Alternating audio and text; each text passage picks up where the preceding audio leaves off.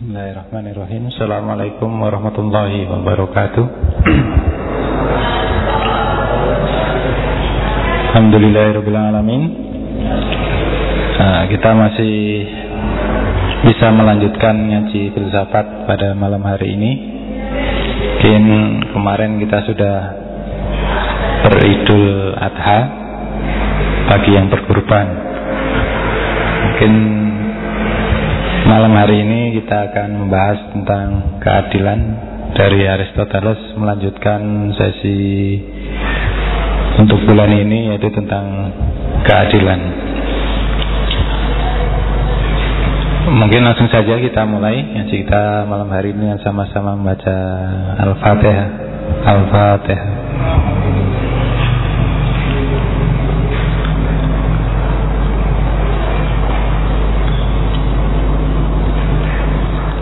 Ya, nanti setelah habis ngaji teman-teman jangan pulang dulu, karena ada oleh-oleh dari takmir untuk bisa kita nikmati bersama.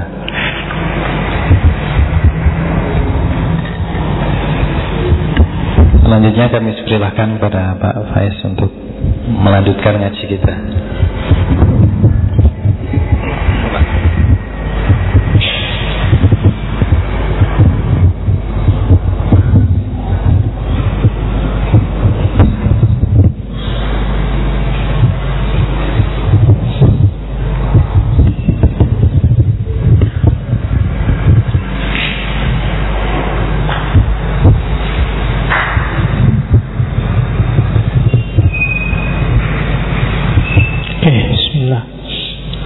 Assalamualaikum warahmatullahi wabarakatuh. Bismillahirrahmanirrahim. Alhamdulillahirabbil alamin.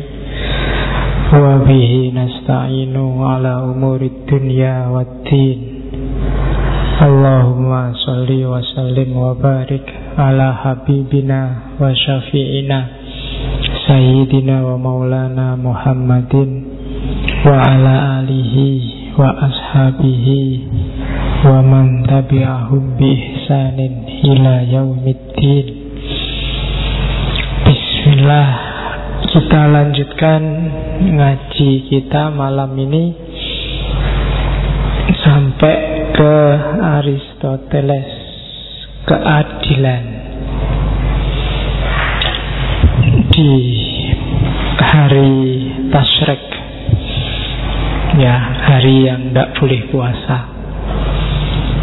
Tasyrik itu dari akal kata syuruk. Kenapa disebut tasyrik? Syuruk itu manas-manasi. Jadi disebut hari tasyrik karena biasanya di hari-hari ini orang sedang jemur daging. Memang akal katanya itu. Jadi sedang menjemur daging sampai kering. Kenapa harus dijemur? Karena banyak. Kalau dimasak semua tidak habis. Makanya sekarang sama takmir disuruh nunggu nanti habis ngaji. Oke, ya, semoga pengorbanan tidak cuma diingat dagingnya sama nyembelih sapi kambingnya. Karena hakikatnya pengorbanan itu sebenarnya ajaran yang luar biasa. Bagi yang ingin meraih sesuatu, menghasilkan sesuatu, tidak mungkin kamu sukses tanpa ada yang dikorbankan. Dan ya, pengorbanan puncak tentunya lillahi ta'ala, demi Allah dan untuk Allah. Maka jangan sampai ada mungkin orang yang berkorban, nilai pengorbanannya nggak ada. Karena yang namanya pengorbanan itu kan sesuatu yang sebenarnya kamu mau, tapi kamu kasih aja deh untuk tujuan yang lebih penting. Itu pengorbanan. Ngaji ini bisa pengorbanan, bisa juga enggak. Pengorbanan itu sebenarnya pas jam ini bareng sinetron yang kamu sayangi. Tapi berat ya ninggal TV. Enggak apa-apa lah, enggak lihat TV enggak apa-apa, yang penting ngaji. Ini ngaji itu pengorbanan. dalam banyak hal. Kadang kelihatan simpel tapi itu sebenarnya pengorbanan. Kalau orang Jawa misalnya bilang hidup itu perlu tirakat, tirakat itu pengorbanan.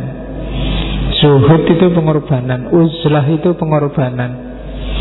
Hampir semua aspek penting hidup kita bisa diraih hanya setelah pengorbanan. Jadi maka pelajaran pentingnya Idul Adha itu sebenarnya itu. Jangan segan-segan untuk berkorban. Kan gitu. Apapun, mengorbankan waktu, mengorbankan apapun. Apalagi pengorbanan level puncak, kayak yang dialami oleh Ibrahim. Ibrahim itu kan sayang luar biasa sama Ismail. Sudah tua, tidak punya anak, akhirnya terpaksa kawin sama budaknya, dapat anak cowok, ganteng lagi, namanya Ismail. Kan sayangnya luar biasa. Sampai Gusti Allah ngetes, jangan-jangan Ibrahim ini lebih sayang Ismail daripada padaku.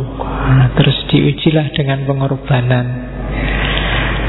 Oke, maka kalau hari ini ada yang hidupmu sedang sulit, duka, nestapa, anggap saja itu pengorbanan. Ya, ku ikhlaskan duka citaku hari ini ya Allah, kalau memang kehendakmu begitu. Wah, gitu loh. Jadi makanya di Indonesia ada istilah korban perasaan. Oh, itu lebih berat daripada korban sapi loh. Korban sapi itu kan yang mampu. Kalau orang sudah mampu ya korban sapi tidak ada nilainya, nggak terasa dia.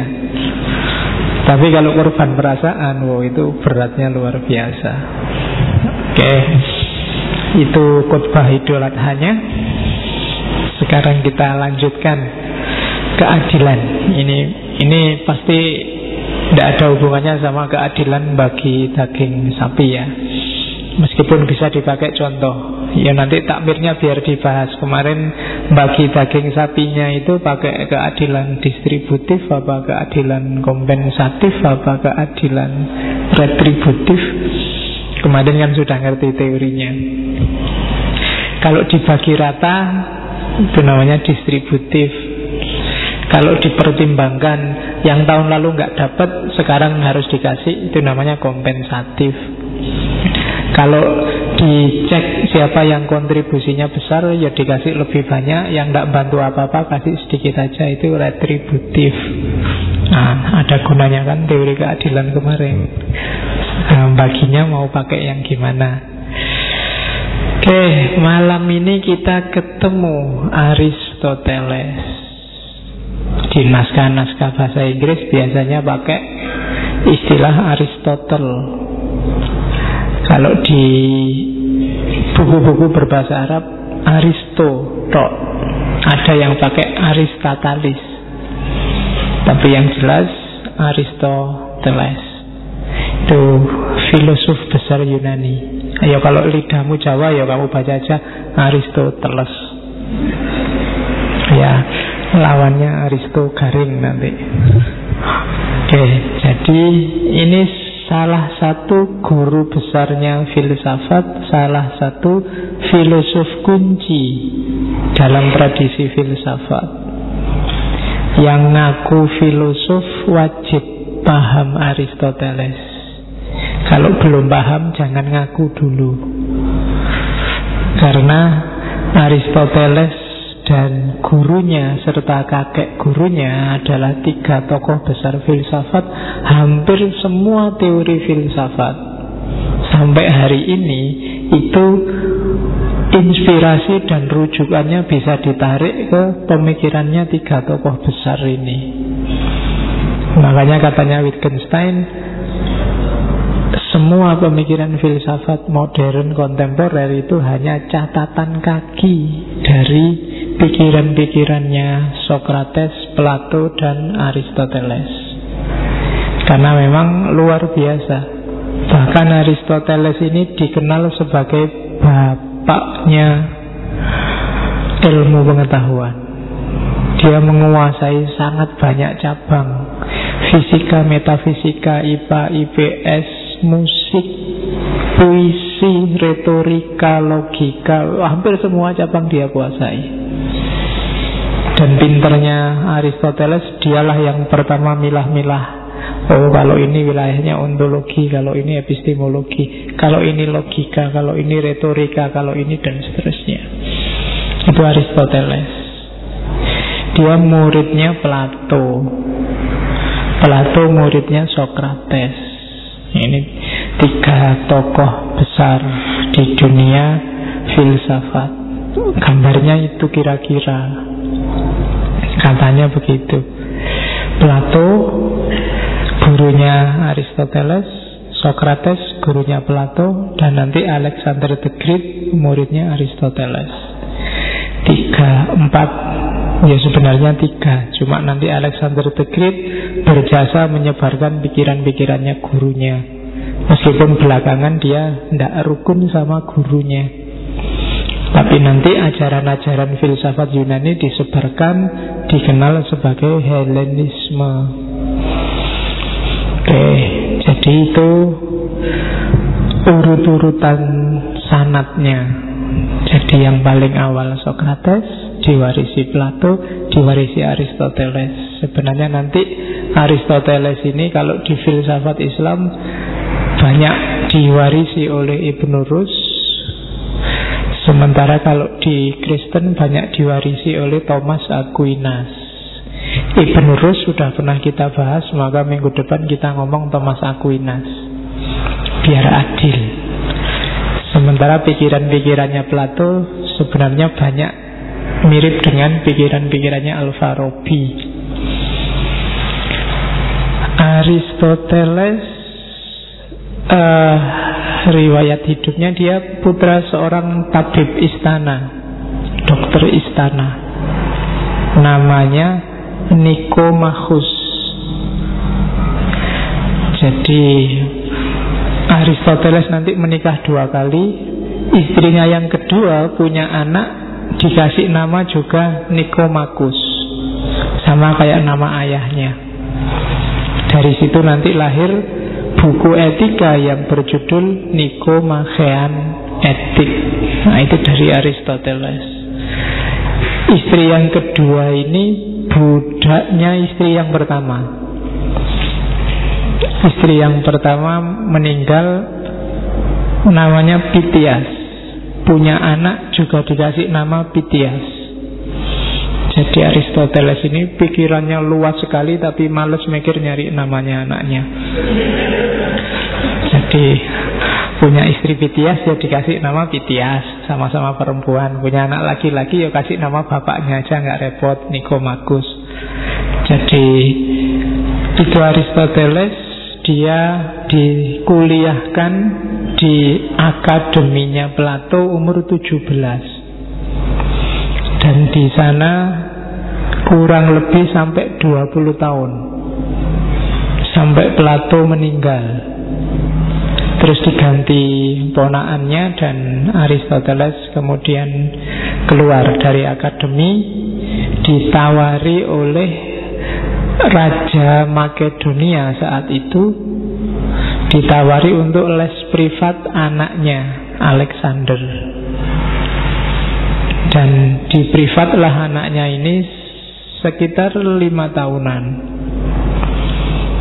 Setelah di privat 5 tahun, Raja Philip meninggal, privatnya selesai, Aristoteles pulang ke Athena, mendirikan kampus tandingannya akademia, namanya Lyceum.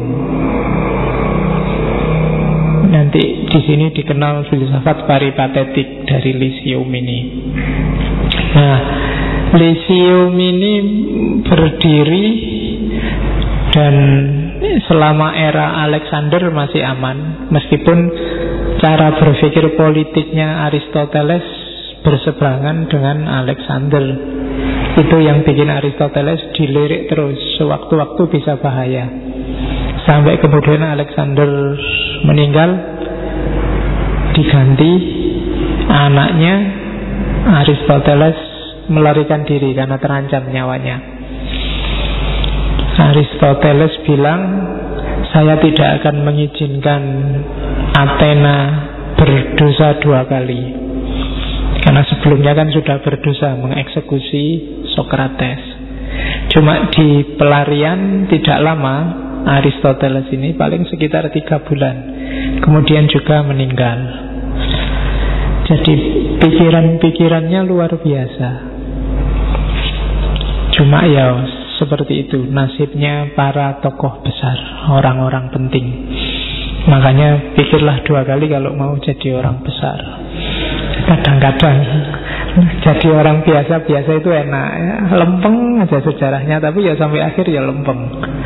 Tapi orang besar itu penuh resiko, tapi namanya diingat sampai hari ini. Tetangganya Aristoteles nggak ada yang ingat namanya, ya kan, kawan mainnya nggak ada yang ingat namanya, tapi Aristoteles dikenal meskipun hidupnya susah. Oke, jadi itu riwayat hidupnya. Pikiran-pikirannya luar biasa, meskipun ada beberapa yang unik, khas, yang kalau hari ini diceritain mungkin orang ketawa. Misalnya yang saya ingat, Aristoteles pernah bilang, kalau suami istri berhubungan, nanti jadi anak laki-laki atau perempuan itu tergantung arah angin. Jadi arah angin kemana? Nah, kalau arah angin ke utara jadi laki-laki, kalau ke selatan jadi perempuan. Pokoknya tergantung arah angin. Kalau nggak ada angin nggak jadi anak. Nah itu Aristoteles. Jadi termasuk jumlah gigi perempuan itu lebih sedikit daripada jumlah gigi laki-laki. Sampai pikiran-pikiran semacam itu. Termasuk yang bias gender, bahwa perempuan itu setengahnya laki-laki. Ada yang semacam itu. Oke, cuma tidak harus disalahkan, wong dia memang anak zamannya. Masih untung loh perempuan dianggap setengah. Di banyak peradaban perempuan itu nggak dianggap manusia, dianggap properti, kayak barang. Termasuk Arab era jahiliyah.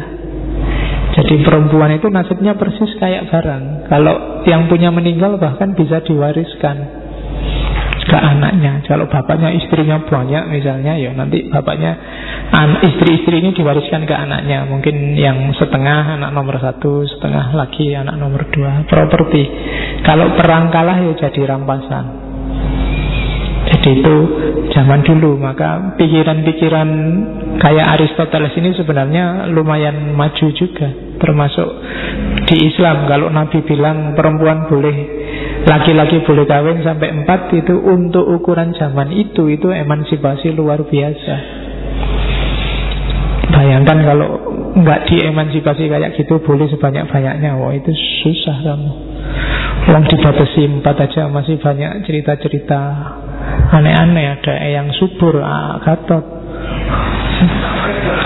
Nah ya kan, wong sudah istrinya cantik-cantik, ya cabangnya banyak. Sama aja. Jadi itu sebenarnya cerita emansipasi. Meskipun sekarang banyak orang yang mengkritik. Bayangkan dulu orang bisa ngoleksi perempuan ratusan. Bahkan saya mungkin pernah cerita ada kaisar Cina itu yang istrinya 3.000-an selirnya. Gilir piye 3.000 itu bisa habis digilir sekarang 10 tahun lagi. Karena setahun kan cuma 300-an hari. Ya kan 10 tahun habis malam ini terus nunggu lagi 10 tahun. Makanya selir-selir itu dijaga oleh Kasim. Dan Kasim itu dikebiri. Kalau tidak dikebiri gawat, wong ini nunggu 10 tahun nih. Bisa kenal sama Kasimnya. Oke. Bedanya Plato sama Aristoteles itu persis sama kayak gambarnya Rafael. Kalau kalian ada yang pernah nyenggol gambar ini, sebenarnya gambarnya besar. Bisa dilihat di slide-nya ketika saya ngomong Hipatia. Jadi Plato nunjuk ke atas, kalau Aristoteles nunjuknya ke bawah. Plato pelopornya idealis dan Aristoteles pelopornya realisme. Katanya Plato, pengetahuan kebenaran yang sejati itu diperoleh dari atas, dari refleksi rasional dengan berpikir abstrak. Kalau Aristoteles sebaliknya, pengetahuan yang sejati itu diperoleh dari keseharian, pengalaman kita. Tidak ujuk-ujuk ada di kepala. Saya tidak akan tahu kalau ini teh kalau saya tidak punya pengalaman sama sekali yang bilang bahwa ini teh. Anak kecil yang nggak ngerti mungkin dilihat, apa ya itu, kok cair, mungkin nggak diminum, dipakai mainan. Belum ada data tentang teh. Tapi begitu dikasih contoh orang tuanya, misalnya bapaknya ngambil teh ini terus minum,